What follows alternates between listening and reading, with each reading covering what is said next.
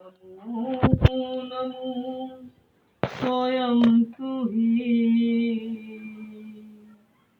सर्वज्ञ जल थलमा विभूषण सभी तू सर्वदेव से आए देव तू विभू चराचर सब ऋतु सबगत अवगत नूर तू सभे तू विस्तार रूप स्वयं श्री जगत करता करतार तू सर्वशक्ति विभू जगत पालनहार तू उर्माई उपादान तू सर्व तत्व सर्वज्ञ तू सतगुरु स्वयं मालिक तू सब जगह है जर्रे जर्रे में है और पत्ते पत्ते में है तू जगत पालनहार है स्वयं मालिक रहम कर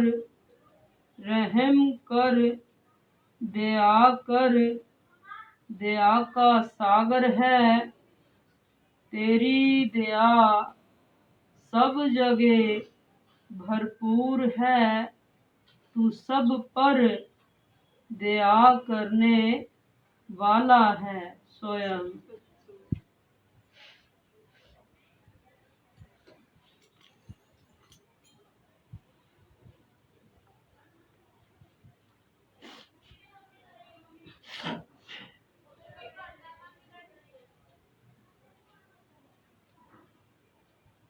सतगुरु जी फरमाते हैं कि हम स्वयं मालिक से जोड़ रहे हैं। मालिक पर भरोसा रखने वाले हमेशा के लिए शैतान के जाल से बाहर हो जाते हैं। स्वयं जगत पालनहार ही सबका सच्चा साथी है। मालिक के प्रेमी धर्म के काम में भूख प्यास को सहन करते रहते हैं। हुक्म नाम का पालन करने में लापरवाही नहीं करते। मालिक के हुक्म का पालन करने से तन मन की जलन मिट जाती है। संतों के चरणों की धूल से तन मन पवित्र हो जाता है। सुख शांति मिलती है। मालिक की महिमा सुनने से सत्संग के नियम व असूल का पालन करने से बड़ी बीमारियां और पाप कट जाते हैं। स्वयं मालिक की महिमा के लिए प्रेम ही सार है। प्रेम ही भक्ति का मूल साधन है। मालिक के प्रेमी प्रेम का साधन बना लेते हैं। वह मालिक से सच्चा प्रेम करते हैं। सतगुरु जी मालिक का नाम हुक्म देकर कूड़ कर्मों को काट देते हैं। दुखों की खाई में गिरने से बचा लेते हैं। कर्म के अनुसार दुख सुख मिलते हैं। कर्मों का लेखा जोखा चुकाना होता है। मालिक के प्रेमी मालिक के बंधुआ नौकर बन जाते हैं। वह सतगुरु जी की कृपा से संसार का रंग उतार देते हैं। मालिक से वादा कर लेते हैं कि मैं तेरा हूँ तेरा ही रहूंगा और वह मालिक के प्रेमी बन जाते हैं। मालिक के प्रेमी प्रेम का स्वभाव बना लेते हैं और संसार में प्रेम का ही व्यवहार करते हैं। स्वयं मालिक के प्रेमियों पर मालिक की रहम रहती है। उन्हें हर प्रकार की बीमारियों से छुटकारा मिल जाता है। सतगुरु जी के मुखारबिंद से स्वयं मालिक बोलता है। मालिक के प्रेमी ऐसा मानते हैं और ऐसे ही अपने विचार बना लेते हैं। स्वयं मालिक सब कुछ देखता है कि ये दूसरों से भी प्यार करते हैं या नहीं, नेम व वसूल में रहते हैं या नहीं।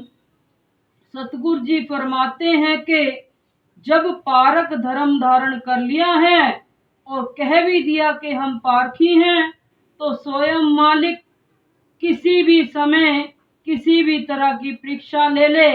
जो मालिक के प्रेमी होते हैं वो किसी भी बात से पीछे नहीं हटते। वो गुरु धर्म के वचन का पालन करते हैं। हिम्मत से काम करने वालों की मालिक मदद करता है। स्वयं मालिक अपने प्रेमियों के अंग संग रहता है। जब स्वयं मालिक पर भरोसा करते हैं तभी मालिक रहम करता है। फिर धीरे धीरे स्वभाव बदलता है। संतों का स्वभाव आने लगता है। शुभ कर्म भी पैदा होते हैं। मालिक से प्रेम होने लगता है। प्रेम से ही अमृत बनने लगता है। प्रेम ही भक्ति का मूल है। स्वयं संतों जी, जो आज ये सतगुरु जी का हुक्म आया है, हमने सभी जितने भी हम संत मालिक के प्रेमी यहाँ बैठे हैं, हमारा फर्ज है कि हम अपने गुरु की बात मानें। क्योंकि आज तक जो हमारी दुर्दशा जो हो रही है वो इन्हीं कारणों से हो रही है कि हमने अपने गुरु की बात कभी नहीं मानी। सतगुरु जी फरमाते हैं कि एक राजा बल होता था हमारा, आदिवासियों का राजा, आपने सुना होगा। महात्मा बैठे हैं, राजू भाई जी बैठे हैं समझदार। एक हमारा राजा बल होता था, आदिवासियों का प्रथम राजा जो था वो बहुत दानी था। तो उस समय जो था सतयुग था। सतयुग तो आज भी है। जो सत्य को धारण कर लेता है उसके लिए सतयुग, जो झूठ को धारण कर लेता है उसके लिए कलयुग है। ठीक है ना। तो ये युग या का कोई चक्कर नहीं है। जिसके अंदर सच्चाई है उसके लिए आज भी सतयुग है। जो हर जगह हर एक में सच्चाई देखता, सच का व्यवहार करता है। लेकिन जिसके अंदर छल कपट है, झूठ है, उसके लिए तो कलयुग मिलेगा हर जगह। तो संतो जी, जो राजा बल था वो बहुत दानी था।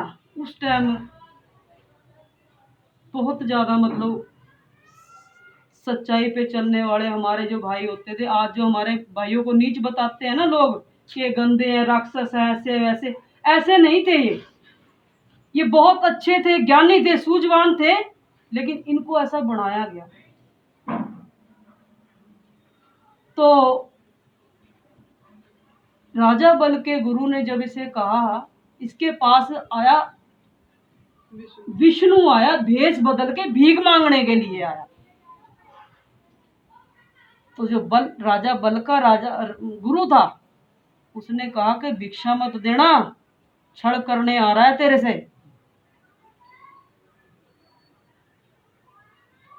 तो भाई वो आ गया,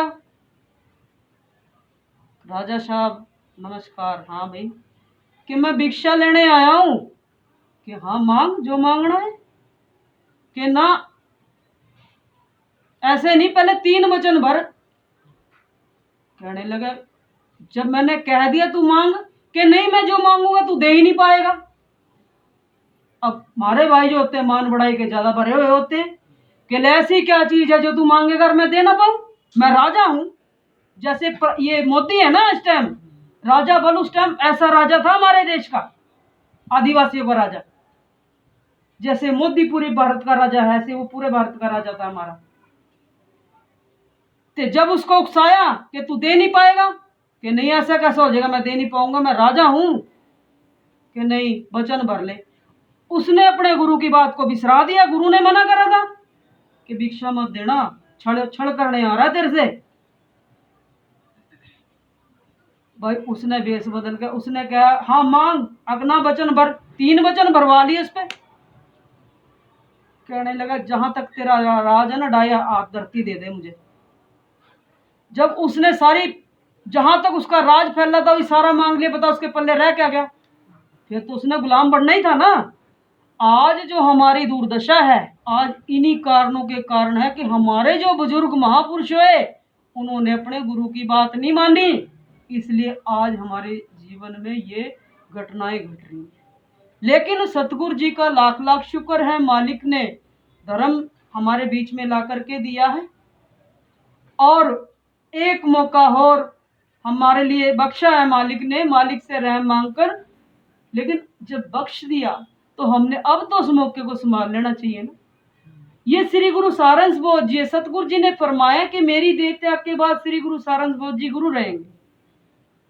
इसमें जो भी हुक्म आता है वो हमने सभी ने मानना चाहिए और उस बात को अपने जीवन में धारण करना चाहिए। जैसे सतगुरु जी ने फरमाया कि प्रेम भक्ति का मूल है और हमने सभी में प्रेम का व्यवहार करना चाहिए, मालिक पर भरोसा करना चाहिए, ठीक है ना। और सतगुरु जी ने फरमाया कि मालिक की महिमा सुनने से, सत्संग के नियम असूल का पालन करने से बड़ी बीमारियां कट जाती हैं, पाप कट जाते हैं। तो हमने कभी भी एक तो सत्संग की लापरवाही ना करें। सतगुरु जी ने हमारे जीवन में, मालिक ने बहुत बड़ी कृपा है, ये आपको आने वाला टाइम बताएगा कि सतगुरु जी ने कितनी बड़ी कृपा करी। हमें सत्संग नहीं मिले आज तक।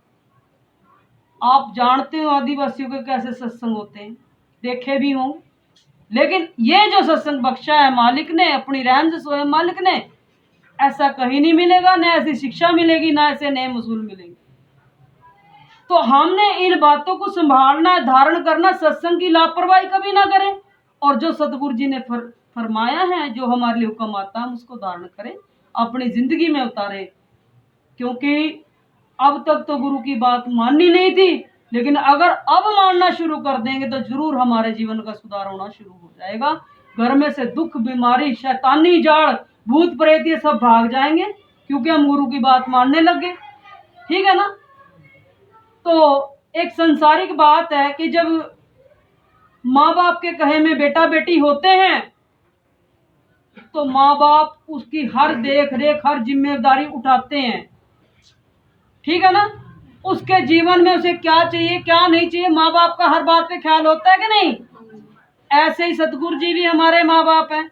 जब हम अपने माँ बाप के कहने में शुरू हो जाएंगे रहना, तो हमारे गुरु को भी सब पता है इनको क्या चाहिए, कौन सी इनके जीवन में क्या बात इनको तंग कर रही है, कौन सी चीज इनको सता रही है, तो वो जिम्मेदारी गुरु की बन जाती है फिर। और जहां गुरु खड़ा हो जाता है वहां किसी बात की कमी नहीं रहती फिर।